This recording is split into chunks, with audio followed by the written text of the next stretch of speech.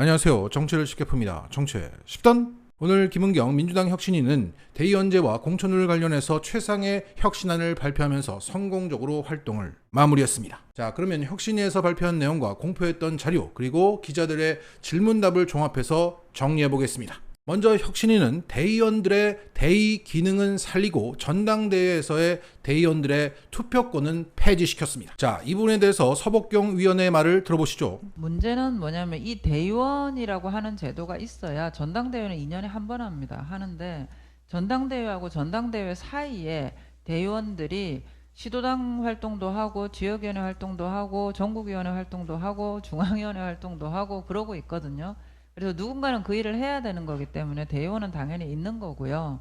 그리고 대의원과 관련해서 오히려 저희는 대의원이 권리당원이 직접 선출해서 권리당원의 뜻을 대의하는 기능을 진짜 대의원이 될 수 있도록 하는 제도를 마련한 거고요. 두 번째로 그냥 이 대의원은 말 그대로 더불어민주당의 이 4단으로 구성되어 있는 대의기구에서 활동을 하는 사람들이 대의원입니다.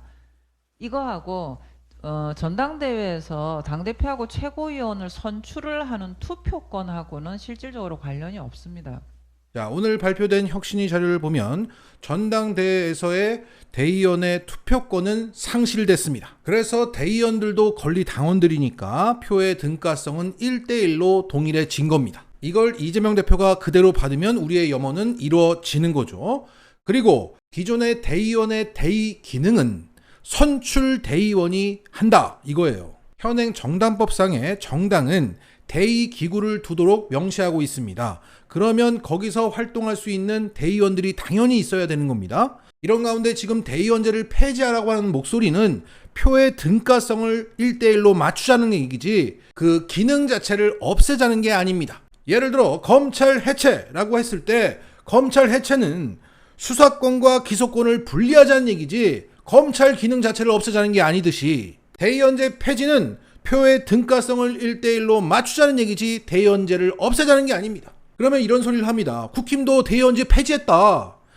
대의원제를 폐지했다고 하는 것은 전당대회에서 투표권을 안 주기 때문에 폐지되었다고 얘기하는 것이지 국힘도 대의원이 다 존재합니다. 그러면 또 이런 얘기를 합니다. 아니 지금 때가 어느 때인데 휴대폰으로 다 일일이 우리가 다 투표하고 결정하면 되는 것이지 아니 왜 지금 대의원을 만들어 갖고 왜 굳이 올려. 일단 불법이고요. 그러신 분들은 대의원에 나가세요. 나가셔서 당원들의 요구를 관철시키십시오. 자, 결국 대의원의 기능과 전당대회에서의 투표권은 분리해서 봐야 합니다.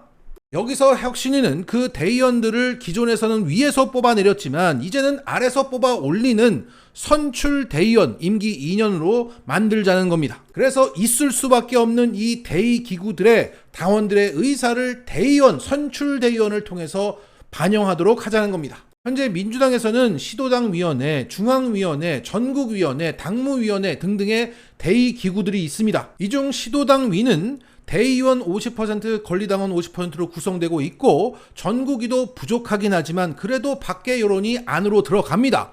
나름 괜찮아요. 그런데 문제는 중앙위원회입니다. 여기는 당연직 위원들이 압도적인 다수를 차지하고 있어서 당내 기득권을 쥐고 있는 세력들이 좌지우지하는 곳입니다. 과거 문재인 당대표 시절 김상곤 혁신안이 나왔을 때 그게 중앙위를 통과시키지 못하면 문재인은 사퇴해야 한다고 박지원과 안철수 등이 압박을 했었죠. 지금도 뭐 박지원은 혁신이 물러나라고 흔들고 있습니다. 또한 지금도 수박들이 중앙위를 통해서 기득권을 행사하고 있죠. 여기에 선출된 대의원들을 50% 이상 집어넣자는 게 이 혁신안의 핵심 중에 핵심입니다. 이거 엄청난 혁신입니다. 중앙위가 바뀌는 거예요. 그리고 나머지 시도당위, 전국위, 당무위 이런 대의기구에도 전국 각지의 권리당원들이 뽑아 올린 대의원들이 50% 이상씩 들어가게 됩니다. 이것은 민주당이 간부정당에서 당원들의 정당으로 바뀐다는 얘기입니다. 그리고 당내 기득권을 쥐고 있는 수박들과 선비들이 거품 물고 쓰러질 만한 안입니다. 자, 그리고 공천룰 관련해서 이런 안이 발표되었습니다. 자, 기존의 이해찬 전 대표는 현직 국회의원들을 평가하는 시스템을 만들어서 소위 시스템 공천을 했습니다. 그것은 국회의원들의 평가를 한 다음에 하위 20% 해당되는 의원들에게 최대 감산 20%의 페널티를 때리는 겁니다. 그런데 이번 김은경 혁신위에서는 그 페널티를 2배 더 올린 겁니다. 아, 이거 엄청난 겁니다. 하위 10%에 해당하는 현직 국회의원들은 무려 감산을 40% 때려 맞게 되어 있고, 탈당과 경선 불복 해당자에게는 최고 감산 50%를 때려 맞게 되어 있습니다. 이러니 복당하시는 분들이 거품 물고 쓰러지는 거죠. 동시에 민영배 의원 등과 같은 분들이 걱정이 됩니다. 하지만 오늘 김은경 위원장이 마무리 멘트로 다선 전 현직 의원들의 용퇴를 권유하는 대목은 정말 좋았습니다. 더욱이 서복경 위원 같은 경우는 꼭 짚어서 박지원과 천정배까지 거론했습니다. 그리고 무엇보다 저는 이 대목이 가장 좋았습니다.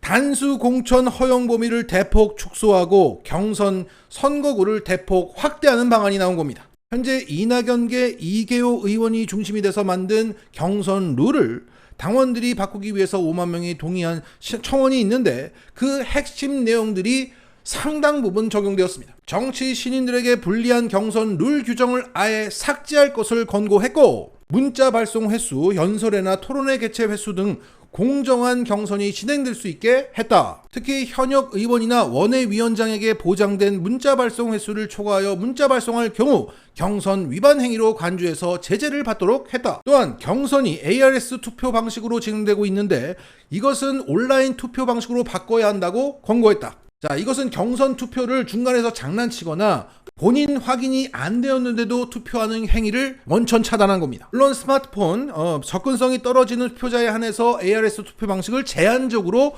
허용하고 있습니다. 그리고 16세에서 17세에게 당비 면제와 청년 정치를 위한 특별 프로그램 등을 제안했습니다. 결국 현역 의원들만 당부 명부로 기득권을 누리면서 막 홍보할 수 있는 이런 조항을 폐지를 한 겁니다. 공정한 경선 경쟁을 권고한 겁니다. 자, 앞으로 다양한 입장에서 다양한 분석들이 나오겠지만 이 정도면 대대적인 물갈이 공천이 가능하다. 주류 교체 가능합니다. 지금 인재들이 민주당으로 달려오는 소리가 벌써부터 들립니다. 이제 이재명 대표가 이 혁신안을 물러나지 않고 그대로 받으면 끝나는 겁니다. 김은경 위원장님, 서복경 위원님, 김남희 위원님 등등, 그리고 이해식 의원님 정말 고생 많으셨습니다. 끝으로 오늘 성공적인 혁신안을 발표하고 물러나신 김은경 혁신위원장의 마무리 멘트를 듣고 마치겠습니다. 혁신안을 만들면서 여러 의원분들께서 온 오프라인을 통해서 치열하게 논의하고 논쟁해서 만들어낸 피땀의 결과입니다. 그 피땀의 결과가 저의 여러 가지 일로 조금 가려질까, 그게 가장 두렵고요. 명치를 향했던 칼끝이 정말 아팠습니다. 그래도 여기까지 왔습니다. 그래서